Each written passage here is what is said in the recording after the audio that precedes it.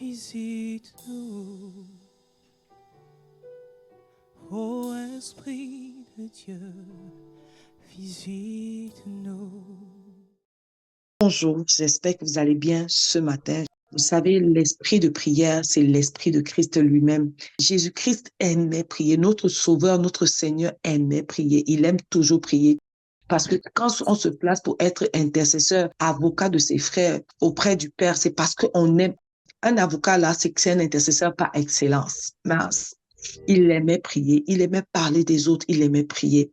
Et il y avait quelque chose qui est très, très important à la personne qui doit prier, à la personne qui aime prier, à la personne qui doit parler à Dieu. Fais attention avec ce que je vais dire, vraiment. Fais attention avec ce que je vais dire. À toi qui vas prier, moi qui vais prier, il y a une chose auquel Dieu tient personnellement. C'est vraiment veiller sur sa bouche. Veillons sur nos bouches. Quand tu vas dire à la maladie, maladie au nom puissant de Jésus-Christ, que ce soit sur toi, que ce soit sur une autre personne, il faut que cette bouche qui veut chasser la maladie soit consacrée. Je vous assure, faites attention à consacrer cette bouche afin qu'elle puisse porter le nom de Jésus avec puissance. Regarde, on va aller dans les Écritures. Ce que je veux te dire là, c'est vraiment important. Remarque bien, à un moment donné, quand tu veux même parler de quelqu'un ou de quelque chose, si ce n'est pas positif, tu sais quoi? Abstiens-toi. Parce que l'âme que tu vois là se délecte quand elle n'est pas commandée par les choses de l'esprit. Le vieil homme aime se délecter de mal parler des autres. Parce que mal parler des autres te donne l'impression que tu es meilleur. C'est lui qui passe son temps à ressasser le souvenir des iniquités de son frère, de sa sœur. C'est une personne qui n'a pas beaucoup de temps pour ressasser le souvenir de ses propres iniquités. Si tu aimes ressasser les erreurs de ton frère et de ta sœur, ce que tu n'aimes pas, remettre en question tes propres erreurs, parce qu'il se passe quelque chose quand tu parles de ce que l'autre a fait de mauvais, quand tu parles de ses défauts, je te dis, je te rappelle ce que le Saint-Esprit me rappelait encore il n'y a pas longtemps. Il ne faut pas aimer parler des défauts des gens. Il ne faut pas aimer parler des défauts des gens. Écoute, laisse-moi aller dans la parole de Dieu. La Bible dit dans Jacques 3:10 que de la même bouche sortent la bénédiction et la malédiction. Mes frères et sœurs, il ne faut pas que tel soit le cas. Il faut que tu donnes une orientation aux choses que ta bouche va dire. Et ça doit être des orientations de bénédiction, une orientation vers ce qui bénit, une orientation vers ce qui est de Dieu, une orientation vers ce qui est pur, une orientation vers ce qui est saint. La bouche a un volant et conduit ta bouche vers ce qui est saint, pur et agréable à Yahweh. Je t'assure, purifier sa bouche, c'est une des choses les plus difficiles qui existent. C'est une des choses les plus difficiles à faire. Il y a un passage que j'aime beaucoup, c'est Psaume 34, verset 2. Je veux bénir l'Éternel en tout temps. Sa louange sera toujours dans ma bouche.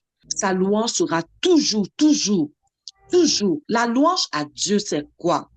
C'est ce qui adore Dieu. C'est ce qui élève Dieu. C'est ce qui magnifie Dieu. Est-ce que quand tu rappelles tout le temps, sans raison, les défauts de ton frère, est-ce que c'est la louange à Dieu, ça? Louer quelqu'un, c'est aussi l'honorer. En fait, ce verset peut aussi dire, je veux bénir l'Éternel en tout temps. Ma bouche l'honorera toujours. Ma bouche va toujours l'honorer. Ma bouche va toujours l'élever. Ma bouche va toujours l'exalter. Oh, purifie ta bouche.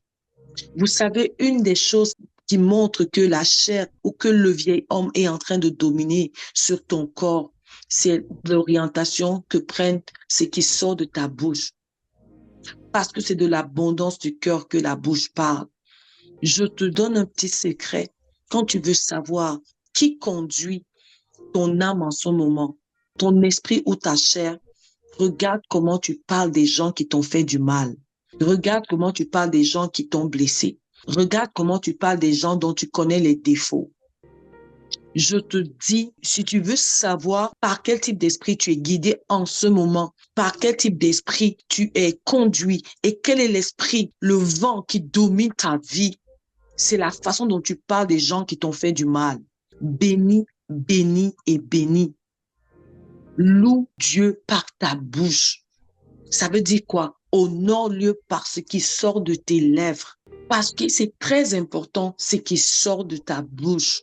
Ce qui sort de ta bouche doit honorer son saint nom. Ce qui sort de ta bouche doit élever son saint nom.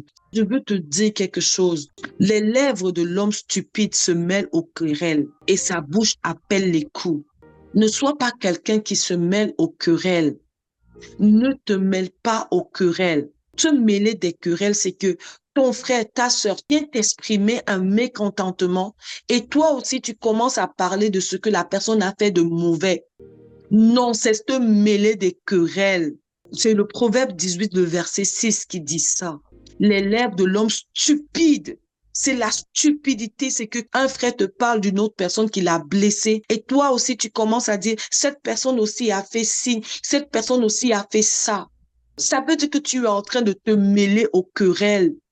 Au contraire, ce que tu dois faire, c'est de dire, tu sais, pardonne, tu sais, aie compassion, tu sais, personne n'est parfait, tu sais, l'amour couvre une multitude de fautes.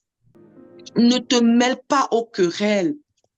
Ne te mêle pas aux querelles. Amen. S'il te plaît, de ta bouche ne peuvent pas sortir la bénédiction et la malédiction. Il ne faut pas qu'il en soit ainsi, nous dit Jacques. S'il te plaît, par les compassions de Dieu, mon frère, toi qui m'écoutes, ma soeur, toi qui m'écoutes, veille sur ta bouche. Ne prends pas 30 minutes avec quelqu'un d'autre à parler de quelqu'un d'autre. C'est malsain. Les anges ne font pas ça. Si tu veux que Dieu te donne une puissance comme les anges, que Dieu fasse de toi quelqu'un qui siège à ses comités, aie la bouche des anges. Regarde, Proverbe 11, verset 9 dit ceci. Par sa bouche, l'impie perd son prochain, tandis que les justes sont délivrés par leur connaissance.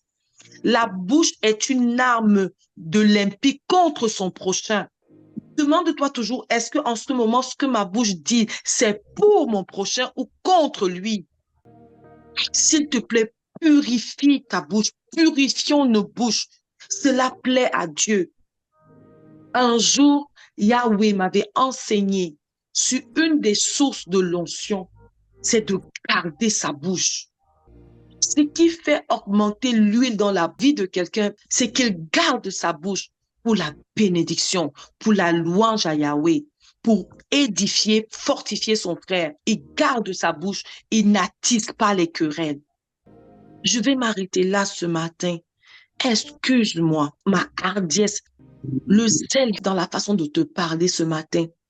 Mais je te dis, ta bouche là, si tu maîtrises ta bouche, tu es un homme qui a maîtrisé les différentes vagues dans lesquelles veut l'amener sa chair.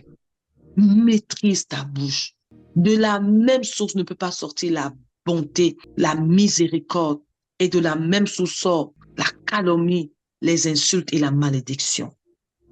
Mon frère, ma soeur, fais attention à la moquerie. Ne sois pas quelqu'un qui rit facilement des autres. C'est malsain. Et Dieu parle à quelqu'un ici qui a pris plaisir à rire facilement des autres. Sais-tu le nombre de choses pour lesquelles on peut rire de toi?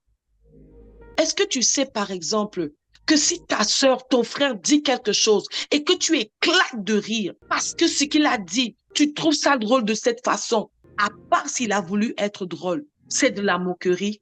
Si je veux te faire une blague, ça veut dire que je veux que tu ris. Mais si ce n'est pas ce que je veux faire, si tu éclates de rire après que j'ai parlé, ça veut dire que tu es en train de te moquer de moi. Ne te moque pas de ton frère et de ta sœur. Les moqueurs n'hériteront pas du royaume des cieux. Tu es ici, tu es connecté ce matin, Dieu te parle de la moquerie. Est-ce que tu sais que le sarcasme est une sorte de moquerie? Être sarcastique n'est pas un fruit de l'esprit. Être sarcastique, c'est montrer à quelqu'un qu'il est ridicule sans utiliser le mot ridicule. Ce qui sort de ta bouche. S'il vous plaît, que parmi nous, il n'y ait pas un frère qui se lève pour corriger un autre frère par le sarcasme, parce que ce que l'autre frère fait ne lui plaît pas. Même si c'est dans le ton de la blague, c'est malsain. Ce n'est pas sain de dire, tu sais que par exemple, comme Madre fait souvent ça, et tu ris, ha ha ha ha ha.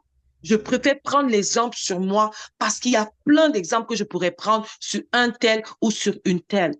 Si c'est cette bouche qui doit dire au nom de Jésus, sors. Si c'est cette bouche qui doit dire, sois guéri au nom de Jésus. Si c'est cette bouche qui doit dire, reçois ta guérison, alors cette bouche ne peut pas être tant à l'aise à maudire, à calomnier, à se moquer, à être sarcastique, à être ironique. Fais attention à ce que ta bouche sort. Ça montre l'état de ton cœur. Ne pas te moquer. On peut voir une sœur à côté de nous qui ne sait pas, par exemple, cuisiner. Je prends un exemple banal parce que je ne veux pas prendre des exemples personnels pour que mon enseignement ne devienne pas ciblé. Ce n'est pas le but.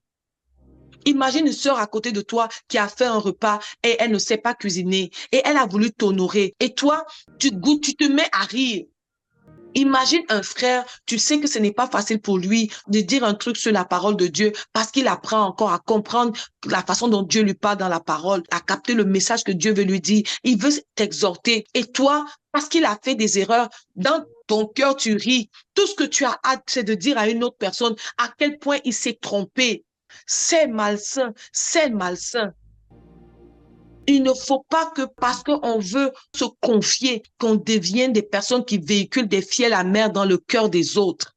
Je vous dis, ce rappel va nous garder tous dans la sainteté. Nous devons être un peuple qui bénit et non qui maudit. Est-ce que tu sais que quand tu rappelles le défaut de ton frère, quand ce n'est pas dans le but qu'il change et quand ça ne lui est pas adressé, est-ce que tu sais que c'est une malédiction que tu sors? Est-ce que tu sais que quand quelqu'un vient te parler d'une autre personne en mal et que tu renchéris pour dire aussi ce que l'autre personne a fait de mal, est-ce que tu sais que tu n'es pas en train de bénir? La charité couvre une multitude de péchés. Ça couvre aussi les péchés de mon frère. Est-ce qu'on peut prier? Est-ce qu'on peut prier ce matin? Est-ce qu'on peut dire à Yahweh, je t'en prie, je veux consacrer ma bouche. Moi, je veux consacrer ma bouche.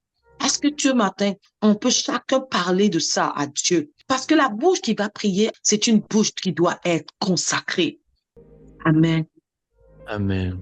Prends ça au sérieux, prie pour ta bouche, je te jure, ne prie pas à la légère. Je t'en prie devant Dieu, par les compassions de Dieu. Prie pour ta bouche. Ta bouche, là, c'est une épée contre toi, contre ton salut, contre ton notion, contre la présence de Dieu dans ta vie. Amen. Que Dieu te bénisse. Je t'aime de tout mon cœur. Bonne journée.